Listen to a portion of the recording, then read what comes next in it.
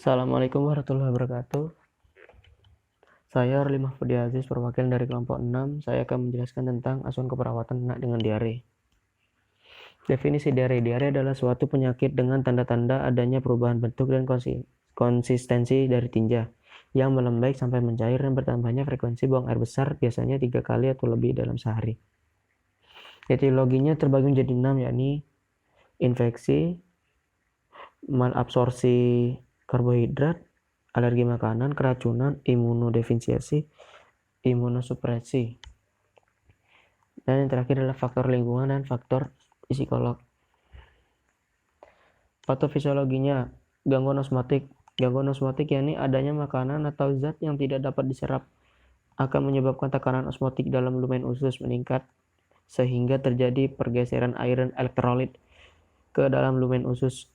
Isi rongga usus yang berlebihan akan merangsang usus untuk mengeluarkan sehingga timbul diare. Yang kedua yakni adalah gangguan sekresi akibat rangsangan tertentu, misalnya toksin. Pada dinding usus akan terjadi peningkatan sekresi air dan elektrolit ke dalam lumen usus dan selanjutnya timbul diare karena peningkatan lumen usus. Yang selanjutnya yakni gangguan motilitas usus. Hiperperistaltik akan menyebabkan berkurangnya kesempatan usus untuk menyerap makanan sehingga timbul diare. Sebaliknya, bila peristaltik usus menurun akan mengakibatkan bakteri tumbuh berlebihan, selanjutnya dapat timbul diare pula. Selanjutnya yakni masuknya mikroorganisme ke dalam usus. Usus telah berhasil melewati rintangan asam lambung. Mikroorganisme tersebut berkembang biak, kemudian mengeluarkan toksin, dan akibat toksin tersebut terjadi hipersekresi yang selanjutnya akan menimbulkan diare. Dan komplikasinya biasanya karena dehidrasi, gangguan keseimbangan asam basa, hipoglikemi, gangguan gizi, maupun gangguan sirkulasi. Tanda dan gejala. Pertama, bayi menjadi cengeng dan gelisah. Kedua, demam. Ketiga, feses encer, cair atau berdarah. Yang keempat, warna feses kehijauan. Yang kelima, anus lecet. Yang keenam, muntah sebelum atau sesudah diare. Yang ketujuh, anoreksia. Yang kedelapan, gangguan gizi. Yang kesembilan, dehidrasi. 10, kram abdominal. Yang ke-11, mual dan muntah. Ke-12, sering BAB, tinja, cair atau encer.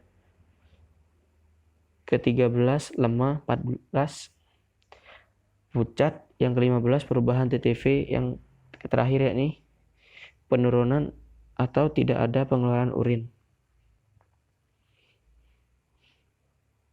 Pemeriksaan penunjang. Pemeriksaan penunjang leukosit feses stool.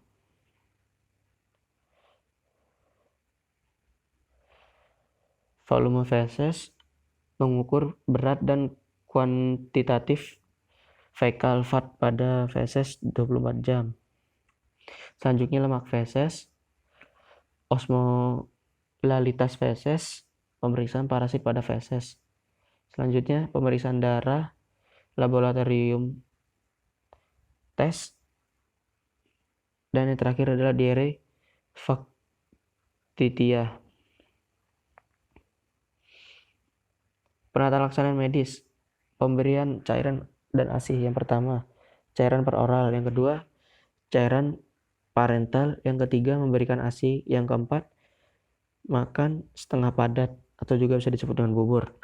Yang kelima adalah obat-obatan. Pathway-nya,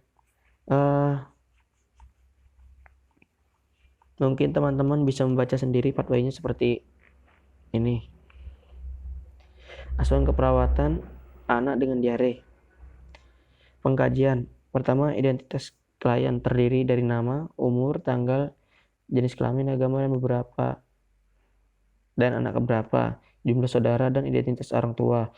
Perlu diperhatikan juga usia, status ekonomi juga berpengaruh, terutama dilihat dari pola makan dan perawatan. Yang kedua, keluhan utama adalah BAB lebih dari 3 kali. Yang ketiga, Riwayat penyakit sekarang, BAB warna kuning kehijauan, bercampur lendir dan darah atau lendir saja.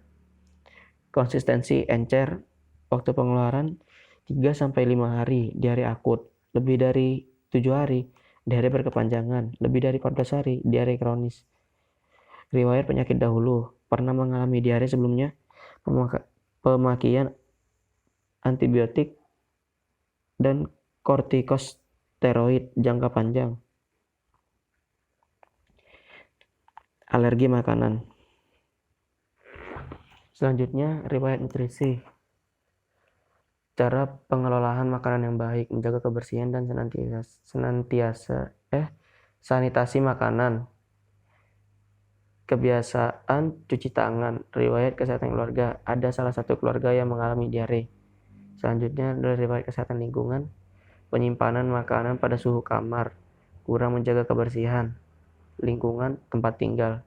Riwayat pertumbuhan dan perkembangan. Pendekatan pengkajian fisik dan tindakan harus disesuaikan dengan pertumbuhan dan perkembangan. Selanjutnya pemeriksaan fisik dari antropometri. Pengukuran panjang badan, berat badan menurun, lingkar lengan mengecil, lingkar kepala, lingkar abdomen membesar. Sistem pernafasan, dyspnea, pernafasan cepat lebih 40 kali per menit karena asidosis metabolik, kontraksi otot pernafasan. Sistem kardiovaskuler, nadi cepat lebih dari 120 kali per menit dan lemah. Tensi menurun. Sistem pencernaan, mukosa mulut kering, distensi abdomen, peristaltik meningkat 35 kali per menit, nafsu makan menurun, mual, muntah, minum normal atau tidak haus, minum lahap dan kelihatan haus, minum sedikit atau kelihatan bisa minum.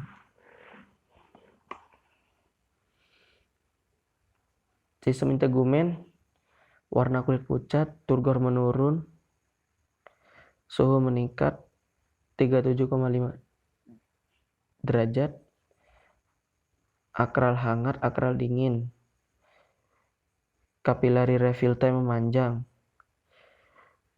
kemerahan pada daerah perianal. Sistem perkemihan, urin produksi oliguria sampai anuria 200 sampai 400 ml per 24 jam.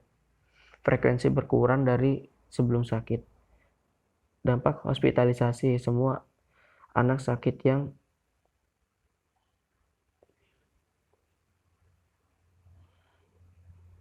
masuk rumah sakit bisa mengalami stres yang berupa perpisahan, kehilangan waktu bermain terhadap tindakan invasif. Respon yang ditunjukkan adalah protes, putus asa, dan kemudian menerima. Pemeriksaan penunjang adalah dari laboratorium, feses kultur, serum elektrolit, AGD, fal ginjal.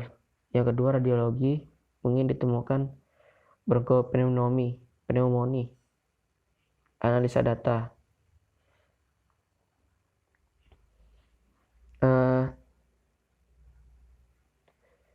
Data subjektif, ibu mengatakan anak demam, dan data objektifnya teraba, panas,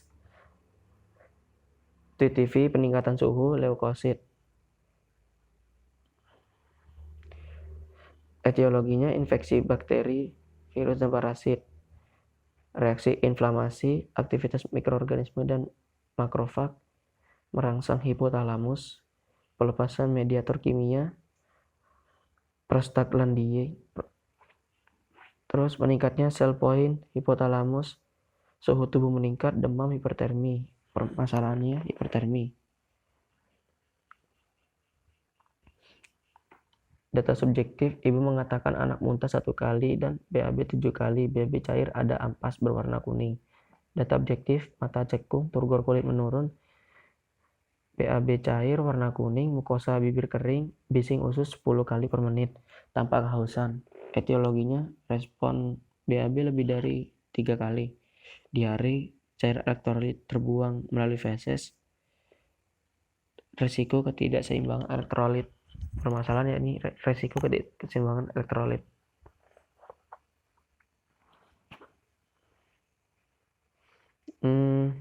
Yang ketiga, data subjektifnya. Ibu mengatakan setelah minum susu kaleng anaknya diare. Ibu mengeluh sejak pagi anaknya muntah. Ibu mengatakan anaknya minum ASI tapi cuma sebentar. Data objektif, berat badan, BAB lebih dari 3 kali, bising usus sekian per menit, tampak lemas. Etiologinya diare, pengeluaran substansi nutrien bersama feses, hipoglikemi dan gangguan zat gizi, ketidakseimbangan nutrisi kurang dari kebutuhan tubuh. Yang keempat, data subjektifnya. Ibu mengatakan anak BAB 7 kali, BAB cair dan apes berwarna kuning. Data objektifnya frekuensi BAB 7 kali per hari. Diare dan etiologinya yakni diare, sering dehidrasi, pengeluaran asam laktat berlebihan, iritasi kulit, darah anal, kerusakan integritas kulit. Permasalahan adalah kerusakan integritas kulit.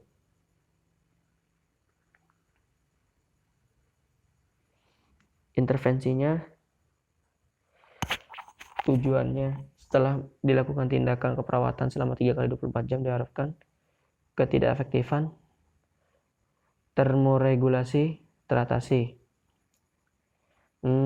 Mungkin teman-teman bisa membaca ini. Selanjutnya, tujuannya setelah dilakukan tindakan keperawatan 1 kali 8 jam diharapkan keseimbangan cairan dapat dilindungi, dipertahankan. Kriteria hasil, intake dan output seimbang, vital sign dalam batas normal, tidak ada tanda dehidrasi, elastisitas turgor kulit baik, membran mukosa lembab. Faktor risiko diare, kekurangan volume cairan, muntah, kurang pengetahuan. Yang selanjutnya, dari outcome-nya, tujuannya setelah dilakukan tindakan keperawatan 1 kali 8 jam diharapkan dapat meningkatkan kebutuhan nutrisi. Kondisi terkait ketidakmampuan mengabsorpsi nutrisi, ketidakmampuan mencerna makanan, ketidakmampuan makan,